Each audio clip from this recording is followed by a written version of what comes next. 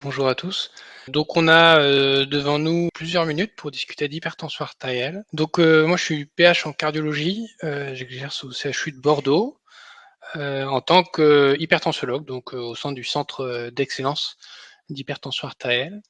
Et on va aborder donc la thématique de l'hypertension artérielle, qui est un facteur de risque clé à la fois pour la survenue et la récidive de l'infarctus du myocarde.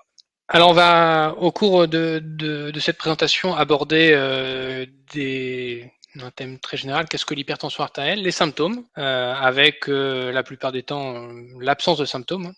Quel traitement médicamenteux dans votre cas, quels conseils on va pouvoir vous proposer et notamment en quoi Noctualcare est un outil qui me semble parfaitement adapté pour le suivi de l'hypertension artérielle, mais dans l'ensemble des facteurs de risque cardiovasculaire. Alors, on va aborder dans un premier temps la définition. Qu'est-ce qu'en fait la pression, la tension artérielle? Donc, avant de parler d'hypertension artérielle, il y a une,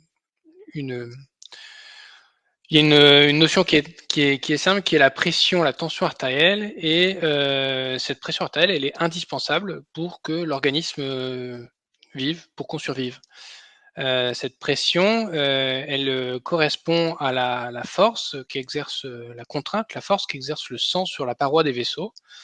Et cette contrainte, elle est indispensable pour que le sang chemine du cœur jusqu'à l'ensemble de nos organes, permettant donc d'irriguer le cerveau, les muscles, les organes digestifs, afin que l'organisme fonctionne très bien. L'objectif est donc d'amener l'oxygène, d'amener le nutriment pour que nous puissions bien vivre. Alors c'est toujours une notion qui est un peu complexe, en tout cas à imaginer, la pression, la tension artérielle. Je pense qu'il faut faire l'analogie avec la pression que vous allez mesurer lorsque vous gonflez le pneu d'un vélo. Au moment où vous gonflez le pneu d'un vélo, vous allez mesurer une pression en bar, et cette pression en bar correspond à la contrainte qu'exercent les molécules d'air contenues dans le pneu sur la paroi du pneu. Et bien pour la pression artérielle, c'est la même chose. Il s'agit de la contrainte exposée, en tout cas la contrainte provoquée par l'ensemble des éléments du sang, donc notamment les globules rouges. Mais ce liquide, le sang, va exercer une contrainte sur la paroi des vaisseaux, et c'est cette contrainte que l'on va mesurer. D'où vient cette pression artérielle? Elle vient à la fois d'une pompe, c'est-à-dire le cœur. Le cœur va faire des contractions. À chaque contraction cardiaque, on va avoir du sang qui va être éjecté du cœur, et puis ce sang va être éjecté du cœur dans un réseau de distribution. Et ça, c'est l'ensemble de nos artères, et notamment aussi de nos capillaires. Donc, c'est les petits vaisseaux de l'organisme. Et grâce à cette association entre le cœur et les vaisseaux, on a une pression artérielle. Alors, cette pression, elle est pas stable dans le temps, comme la pression dans un pneu de vélo ou un pneu de voiture, c'est pareil. Quand vous mesurez la pression dans le pneu de vélo, elle est stable, sauf si le pneu est percé. Et ben dans nos vaisseaux, c'est différent. La pression est une valeur qui est variable et qui varie dans le temps. Elle varie dans le temps à la fois lors de la contraction du cœur. La pression peut être maximale au moment de l'éjection du cœur. Et donc, on distingue dans ce cas-là la pression artérielle systolique. Il s'agit du moment où la pression est la plus élevée dans vos vaisseaux, au moment où le cœur se contracte.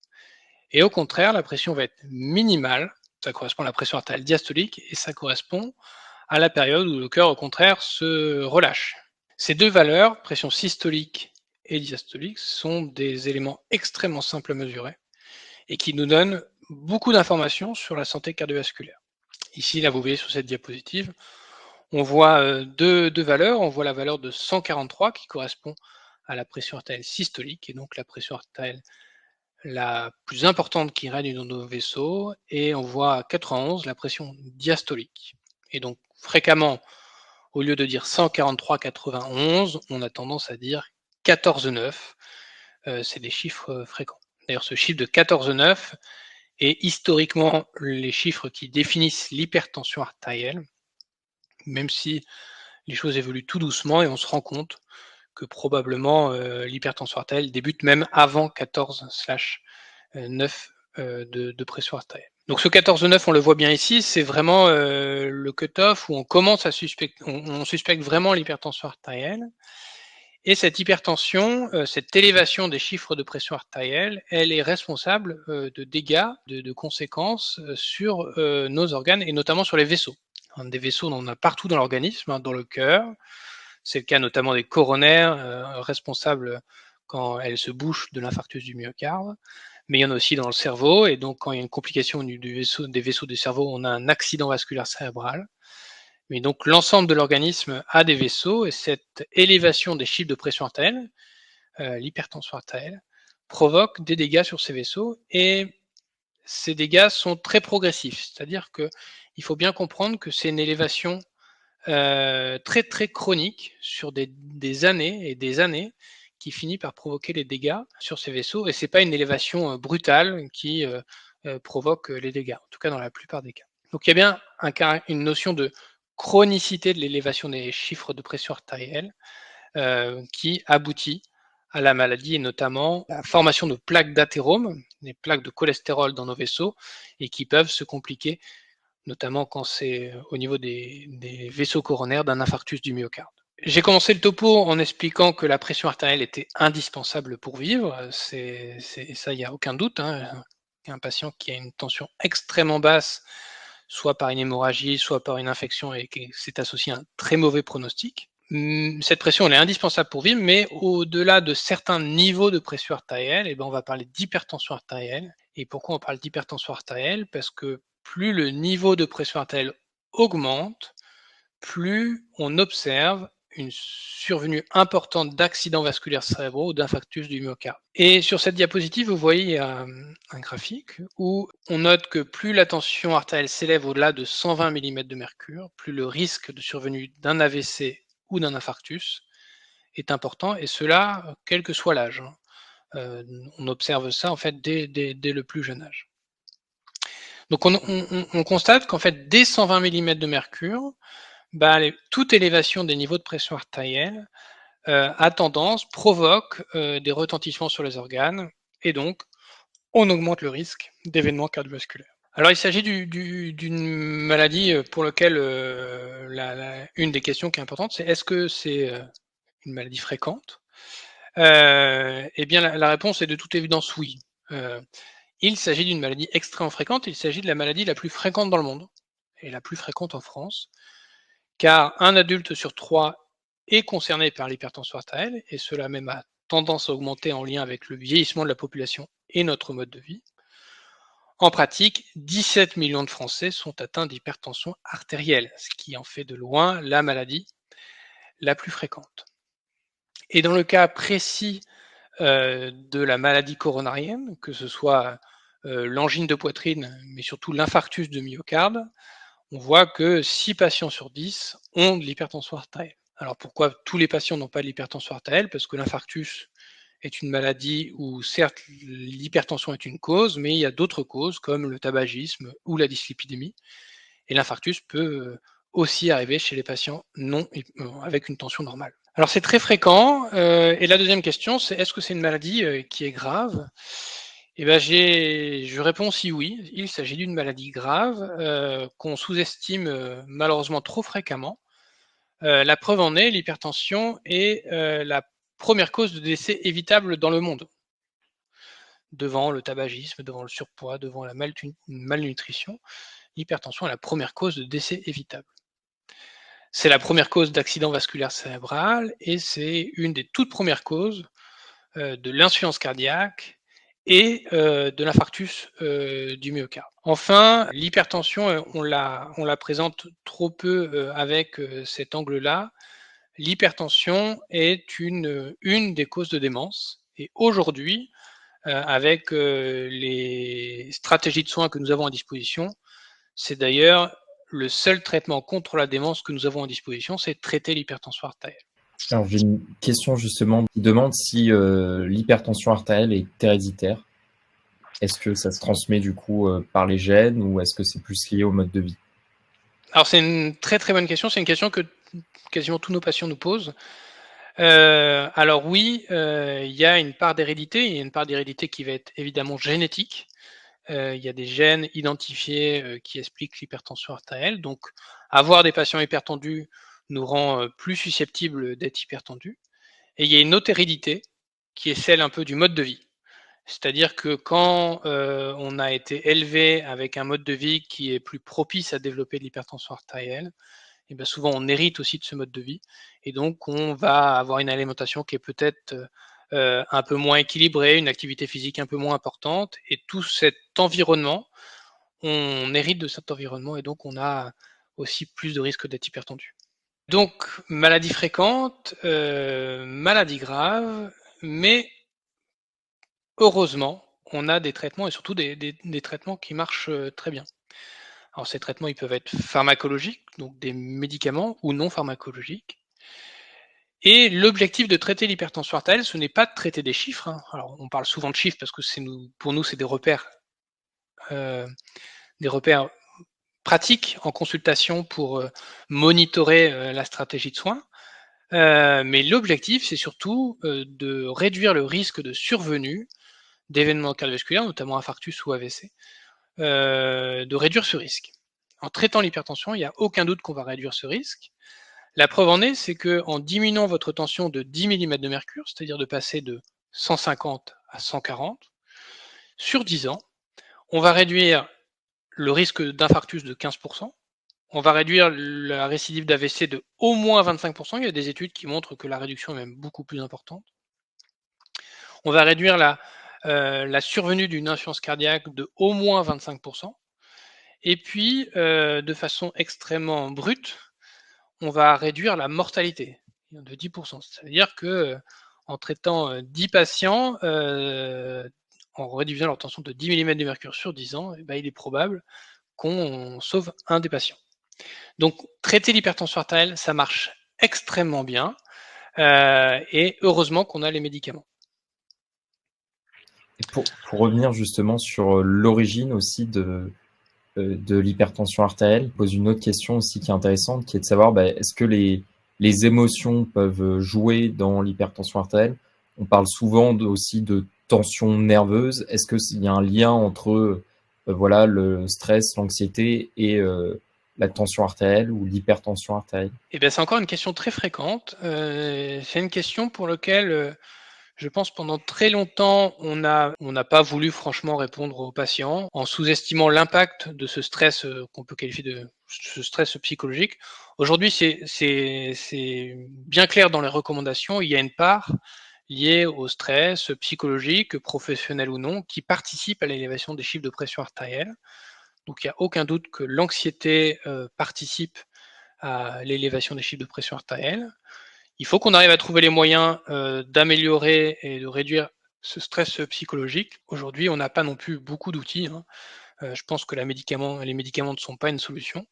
Mais peut-être qu'entamer des stratégies de soins avec de la sophrologie, du yoga, avec des thématiques, on va dire, non médicamenteuses, c'est peut-être aussi une bonne piste. Bonne nouvelle quand même, on a des traitements qui marchent. Et alors qu'avec des bons traitements, on pourrait nettement réduire le risque d'événements en France, mais c'est aussi le cas dans le monde, et ben, le constat, c'est qu'on est... Alors, j'en parlerai juste après, mais tout à l'heure, j'ai vu une question. Quels sont les signaux potentiels faisant suspecter une hypertension artérielle? Dans la plupart des cas, l'hypertension, quel que soit son niveau de pression artérielle, eh bien, il y a beaucoup de patients qui ne se plaignent de rien. Le patient va très bien, le patient n'a pas de symptômes, et ce qui est assez fréquent, c'est qu'on découvre l'hypertension artérielle lors d'une complication. Le patient, malheureusement, va faire un AVC, le patient va faire un infarctus, et on lui apprend qu'il est hypertendu, probablement depuis plusieurs années, et qu'on n'a pas fait ce diagnostic, c'est-à-dire qu'on ne l'a pas bien protégé. Le défi qui nous est proposé, le corps médical, c'est qu'on est face à une maladie pour laquelle il y a fréquemment peu de symptômes. On estime qu'il y a au moins 6 millions, je dirais peut-être même plus, de patients qui sont hypertendus en France sans que le diagnostic ait été fait.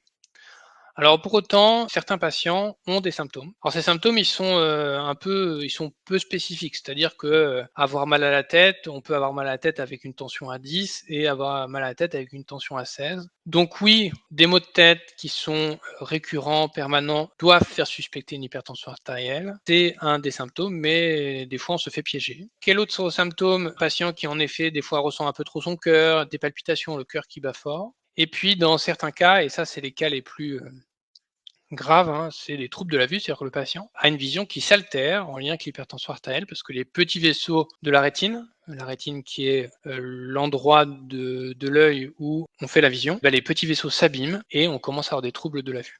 Alors après, les saignements de nez, pour moi, c'est rarement une porte d'entrée quand même pour l'hypertension artérielle, mais c'est à rechercher quand même. Et vertige, suée, c'est aussi des symptômes où on peut tout à fait aussi retrouver une tension qui est basse, donc c'est des symptômes qui sont pour moi pas très spécifiques. L'élément là le plus important sur cette diapositive, c'est que on se fait vraiment avoir en tant que médecin par les symptômes. C'est-à-dire que si on attend qu'il y ait des symptômes, on va louper plein de diagnostics. Et de temps en temps, les symptômes sont des mauvais guides. Donc c'est très compliqué de diagnostiquer seulement sur les symptômes une hypertension artérielle. Et la preuve en est, alors que c'est une maladie qui est fréquente, un adulte sur 3, alors que c'est une maladie qui est très grave, mais que pour l'instant on traite bien et pour lequel on améliore franchement le pronostic, on n'est pas très bon en France et dans le monde pour traiter ces patients. On n'est pas très bon en général pour faire de la prévention. Et la preuve, c'est qu'aujourd'hui en France, un hypertendu sur 2 n'est pas au courant de son diagnostic, un patient sur 2 qui n'est pas au courant du diagnostic, donc on ne va pas bien le protéger sur le plan de vue cardiovasculaire.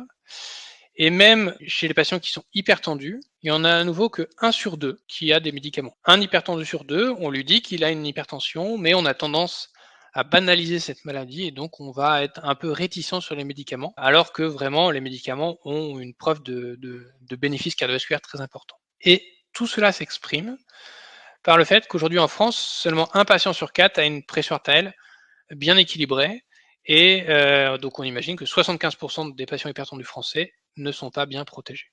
Alors là, on va parler de la stratégie anti-hypertensive et plus précisément du traitement médicamenteux, parce qu'en post-infarctus, là, il n'y a pas de doute sur l'intérêt des médicaments. Vous êtes en post-infarctus, vous venez de faire un événement cardiovasculaire important dans la vie d'un patient. Donc maintenant, place à l'action, place au traitement des facteurs de risque et donc place, le cas échéant, dans la plupart des cas, au traitement de l'hypertension artérielle.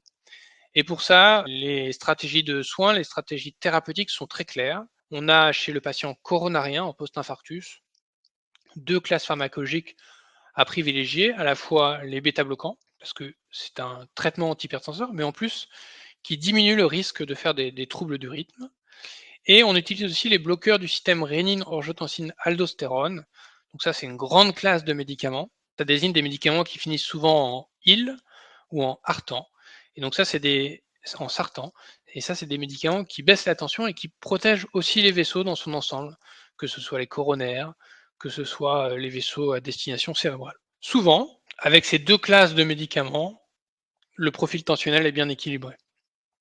Dans certains cas, si la tension résiste est toujours trop élevée malgré ces 2 classes de médicaments, on a d'autres classes, d'autres molécules à proposer qui ont des actions différentes, mais qui permettent aussi de baisser la tension et donc de bien vous protéger. Il y a un élément qui est important à aborder avec vous, c'est que, comme vous pouvez le constater, je suis convaincu que traiter les patients est essentiel et permet de les protéger. On a maintenant aussi beaucoup de preuves qui montrent que les médicaments apportent une protection cardiovasculaire très importante pour des risques extrêmement faibles, en tout cas des effets secondaires extrêmement rares. Donc la balance bénéfice-risque, elle est nettement en faveur de traiter et de mettre en place des médicaments. Et pour autant, quand on prend l'ensemble de nos patients hypertendus, il n'y en a que 1 sur 2 qui prend bien ces médicaments.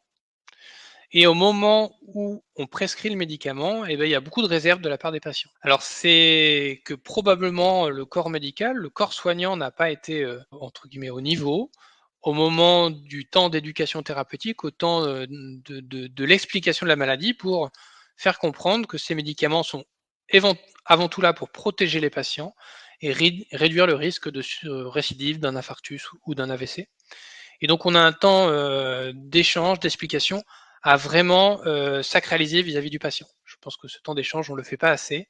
Et c'est d'ailleurs un des objectifs de NoctuaCare, de prendre le temps de discuter avec vous, de prendre le temps de vous donner toutes ces informations pour qu'on améliore la santé cardiovasculaire du collectif. Alors ces médicaments, très bien de les prescrire, c'est très bien de les prendre, mais il y a quand même des conditions pour lesquelles il y a des situations où le médecin doit être très vigilant. En premier lieu, c'est s'assurer que les traitements soient tolérés. Hein. Les effets secondaires, c'est rare, mais ça arrive. Et dans ce cas-là, en tant que médecin, il faut les dépister, il faut les rechercher. Et puis, on a beaucoup de stratégies, d'autres alternatives à disposition. Et donc, en cas d'intolérance, on peut proposer d'autres médicaments. Un des conseils aussi que je donne à mes collègues cardiologues ou médecins généralistes pour traiter l'hypertension artérielle, mais pour traiter globalement les traitements à visée cardiovasculaire, c'est qu'une ordonnance, dans l'idéal, elle doit comprendre le moins de comprimés possible, en tout cas que le nombre de comprimés doit être idéalement le moins important.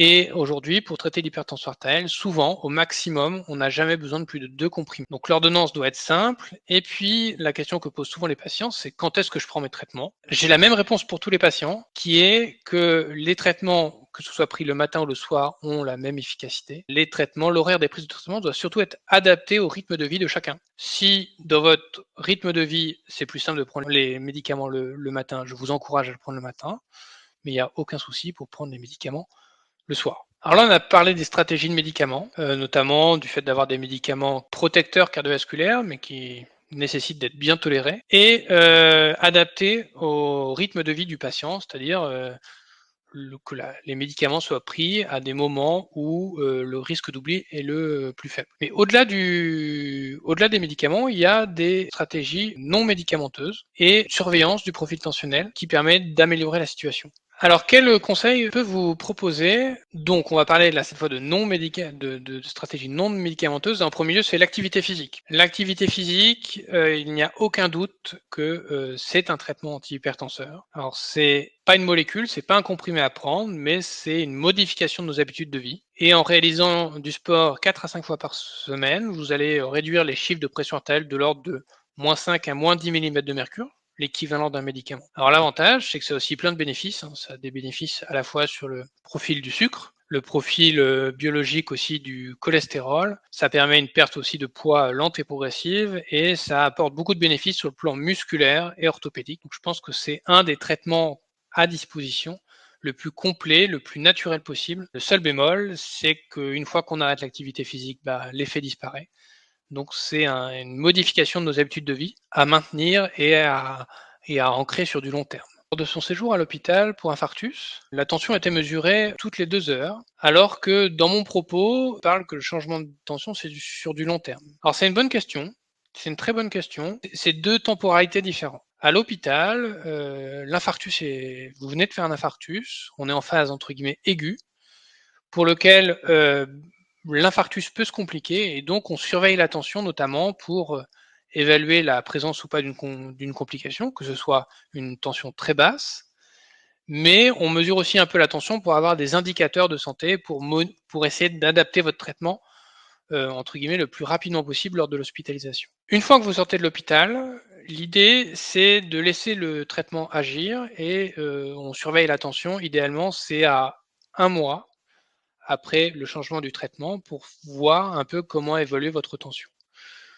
Donc quand on traite une maladie chronique, c'est sûr qu'on se laisse toujours le temps de l'évaluation de l'efficacité du traitement et c'est pour ça qu'on se laisse un peu plus de temps et qu'on monitore la tension de façon moins intensive que lors de l'hospitalisation. Alors au-delà du sport, on va aussi trouver des règles de vie, mais qu'on peut qualifier à nouveau de médicaments, de traitements antihypertenseurs non médicamenteux, et c'est l'alimentation. Alors pour ça, NoctuaCare vous propose des webinaires, des sessions d'information spécifiques à l'alimentation, et je pense que c'est vraiment un élément qui est essentiel, car avec des modifications simples de votre alimentation, vous allez nettement améliorer votre pronostic cardiovasculaire. Et en premier lieu, en tant que spécialiste en hypertension artérielle, on a un ennemi, c'est le sel. Et aujourd'hui, quasiment l'ensemble de la population française et mondiale mange trop de sel. Alors que l'homme, est un animal qui n'est pas fait pour manger du sel. Au contraire, on est fait pour manger beaucoup de potassium. Et aujourd'hui, notre mode de vie fait qu'on mange beaucoup trop de sel. Et ce excès de sel est associé à un surrisque cardiovasculaire, donc un surrisque de faire un AVC, un surrisque de faire un infarctus. Il y a maintenant des données assez claires qui montrent qu'en réduisant notre alimentation en sel, donc c'est juste une modification de l'alimentation, eh ben on fait moins d'AVC, on fait moins d'insuffisance cardiaque. En gros, on a une meilleure santé cardiovasculaire. Dans certains cas, on peut même envisager de changer le sel de cuisine standard par un sel de potassium qui se prescrit, qui s'achète en pharmacie. Alors avant de partir sur des sels de potassium, il faut en informer son médecin pour qu'il soit au courant. Mais dans toutes les études à disposition, ces sels de potassium permettent de réduire le risque d'événements cardiovasculaires, les patients meurent moins et il n'y a pas de complications. Donc c'est des choses très simples. À nouveau, l'alimentation, on a des médicaments qu'on va appeler des alicaments. C'est les fruits et légumes. Les fruits et légumes, c'est beaucoup de potassium, c'est beaucoup de fibres, et ça permet de diminuer les chiffres de pression artérielle et ça améliore la santé cardiovasculaire. Et c'est le cas, d'ailleurs il y a des belles études qui montrent que le régime méditerranéen, donc beaucoup de fruits et légumes, des huiles, notamment huile d'olive, huile de noix, ce régime méditerranéen est aussi réduit le risque cardiovasculaire et donc à considérer comme un médicament. Enfin, on a parlé tout à l'heure du stress. Et maintenant, on recommande chez les patients qui ressentent du stress, de l'anxiété, de mettre en place des activités de relaxation dans le but de diminuer les chiffres de pression artérielle, même si ça ne permettra pas de s'abstenir des médicaments. Et dans l'ensemble, ça permettra aussi d'améliorer la santé cardiovasculaire. Alors, on s'inscrit dans un temps long, comme l'a souligné tout à l'heure Jamal. On s'inscrit dans un temps long de prise en charge, de suivi. Et pour ça, pour bien vous prendre en charge, on a besoin d'indicateurs. Alors, l'indicateur pour moi qui est le plus important, c'est l'automesure tensionnelle. L'automesure tensionnelle, ça a été développé notamment par des collègues parisiens, hypertensiologues sur Paris, qui ont proposé de mesurer votre tension sur plusieurs jours successifs, sur 3 jours. L'idée est de mesurer la tension 3 fois le matin, 3 fois le soir pendant 3 jours et de réaliser ce relevé. Et la mesure qu'on va retenir, c'est la moyenne de ces 18 mesures. Alors l'automesure, c'est un élément qui est indispensable parce que ça nous permet d'échantillonner, c'est-à-dire de faire beaucoup de recueils de mesures de pression artérielle, de faire une moyenne, et on sait que cette moyenne, c'est l'indicateur le plus pertinent pour évaluer votre santé cardiovasculaire. Par exemple, si un jour je vous rencontre en consultation et que je vous mesure la pression une seule fois en consultation, eh ben, elle donne très peu d'informations. Si elle est très élevée, bah, ça se trouve, vous êtes stressé, et donc en fait, elle ne reflète pas du tout votre tension à la maison. Elle peut être anormalement basse, parce que la pression artérielle est quelque chose de variable. Donc prendre la pression à un instant T et se baser seulement sur cette pression, on sait aujourd'hui que c'est un indicateur qui n'est pas très fiable. Et l'indicateur le plus fiable, c'est vraiment votre pression chez vous, à la maison, que vous allez recueillir. Et comment recueillir cette pression? Eh ben, moi, je vous invite à vous procurer, et Noctuacare vous propose un appareil d'automesure tensionnelle. Juste avant, c'est vrai que je n'ai pas abordé les techniques de mesure de comment mesurer cette pression artérielle. Eh bien, il y a quelques conseils à vous donner. Par exemple, il faut pour que cette pression soit fiable, soit reproductible, être le plus possible au repos. Donc on va éviter l'activité physique dans les 30 minutes avant la mesure, on va se mettre en position assise depuis au moins 5 minutes au repos, et puis on va éviter une consommation de thé, café ou de tabac 15 minutes avant. Cette mesure, vous allez pouvoir la mesurer chez vous, en position assise, avec un repos depuis au moins 5 minutes, avec le bras détendu sur la table et le brassard mis au niveau du bras, hauteur du cœur. Vous allez pouvoir réaliser ces 3 mesures le matin, ces 3 mesures le soir pendant 3 jours avec l'appareil d'automesure. Et quel type d'appareil d'automesure je vous conseille? Eh ben, je vous conseille plutôt l'appareil qui est au niveau où le brassard s'adapte au bras. Donc c'est un brassard qu'on va appeler huméral. Ce brassard au niveau du bras, c'est celui qui nous donne l'évaluation la plus fiable et reproductible, au contraire de la mesure au niveau du poignet qui est un peu moins performant. En intégrant le suivi Noctuacare, vous avez la chance d'avoir un appareil d'automesure tensionnel et il va vous permettre de surveiller cette pression artérielle, il va vous permettre de faire des relevés d'automesure tensionnelle. Si votre entourage souhaite des conseils sur quel type d'appareil acheter, le conseil qu'on donne fréquemment, c'est d'aller voir le pharmacien de proximité. Pharmacien de proximité qui, d'une part, va permettre d'acquérir cet appareil, qui est dans certains cas remboursé par la mutuelle. Et au-delà de l'acquisition de l'appareil, il va surtout vous donner tous les conseils. Les conseils sur la technique de mesure, sur l'automesure tensionnelle. Donc ça, c'est des éléments qui sont pour moi importants, les conseils que peuvent vous donner le pharmacien. L'objectif, vous allez, comme je vous ai expliqué tout à l'heure, vous allez donc faire en tout 18 mesures sur 3 jours. À l'issue de ces 18 mesures, vous allez pouvoir calculer une moyenne, et c'est cette moyenne qui est la plus pertinente. En moyenne, vous avez une pression inférieure à 135/85 mm de mercure. On considère que votre pression est contrôlée, et donc qu'on est sur une bonne stratégie antihypertensive. Si la pression est trop élevée, le traitement est de toute évidence pas assez suffisant. Il faut qu'on modifie la stratégie de soins et pour ça, votre médecin traitant sera le meilleur conseiller. Alors, je vous ai montré sur les diapos précédentes un relevé d'automesure tensionnelle en papier. Le conseil que je peux vous donner, alors le papier c'est bien, ça correspond à certains patients, mais aujourd'hui, avec les brassards que l'on a à disposition, beaucoup sont connectés et notamment peuvent se connecter à diverses applications. Et moi, je vous préconise une application développée par nos collègues parisiens, développée par le professeur Girard, qui est l'application Suivi HTA, une application que vous pouvez avoir sur votre smartphone et qui permet de rentrer, de noter vos niveaux de pression artérielle et ça permet aussi de calculer la moyenne plus facilement. Donc les outils connectés, l'application, les applications spécifiques comme Suivi HTA, mais aussi Noctuaker qui intègre vos niveaux de pression artérielle, sont vraiment la solution pour faciliter ce recueil.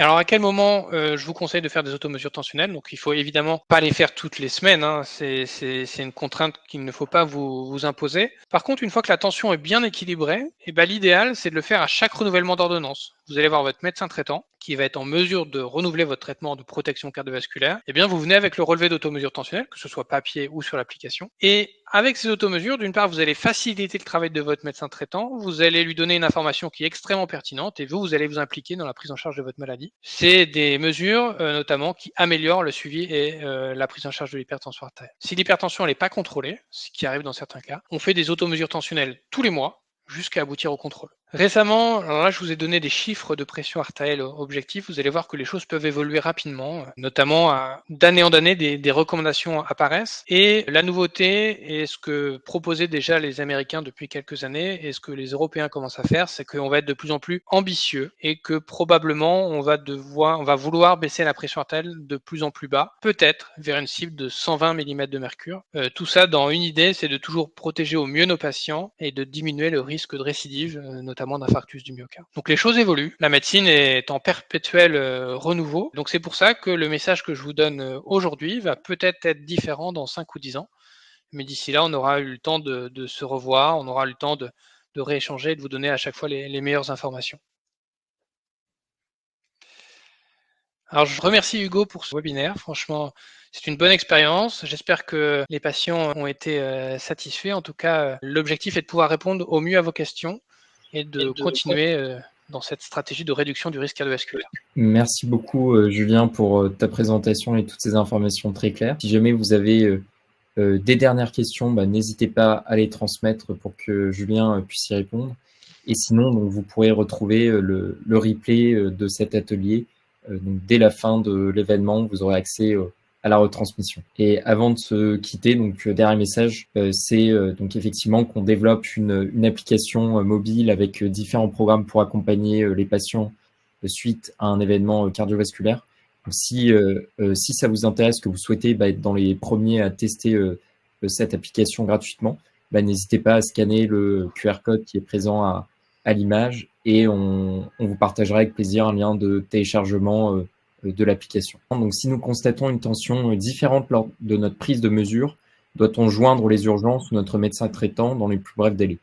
Donc, effectivement, est-ce qu'il faut s'inquiéter? Est-ce qu'il faut contacter directement les services d'urgence? À quel moment on se dit que ça peut être éventuellement grave, que ça nécessite une prise en charge immédiate? C'est une bonne question parce qu'en effet, on vous incite à prendre vos niveaux de pression artérielle, mais ça veut dire que d'un coup, vous êtes responsable, en tout cas, vous devez agir ou pas en fonction des niveaux de pression artérielle. C'est vraiment une très très bonne question. La première réponse, c'est avez-vous des symptômes particuliers? C'est-à-dire que vous constatez que vous avez des chiffres de pression artérielle qui sont d'un coup très élevés, c'est assez inhabituel. Est-ce qu'il se passe quelque chose? Est-ce que je suis essoufflé? Est-ce que je suis un peu plus essoufflé? Est-ce que j'ai une douleur dans la poitrine? Est-ce que j'ai des symptômes inhabituels qui vont faire me dire oui, je vais contacter mon médecin. Si vraiment vous allez bien, s'il n'y a pas de symptômes particuliers et qu'on note seulement une élévation isolée de pression artérielle, il n'y a pas d'urgence. Il y a par contre urgence à surveiller la pression artérielle, à reprendre une pression un peu plus tardivement, au repos, vraiment pour s'assurer qu'il n'y a pas d'événements de stress physique ou psychologique qui élèvent les niveaux de pression artérielle. Et on surveille. Donc, en conclusion, si vous avez des symptômes, oui, il ne faut pas hésiter à joindre votre médecin traitant, et si c'est des symptômes assez graves à type douleur thoracique, à type de j'ai du mal à parler, j'ai un bras qui marche moins bien, on consulte aux urgences.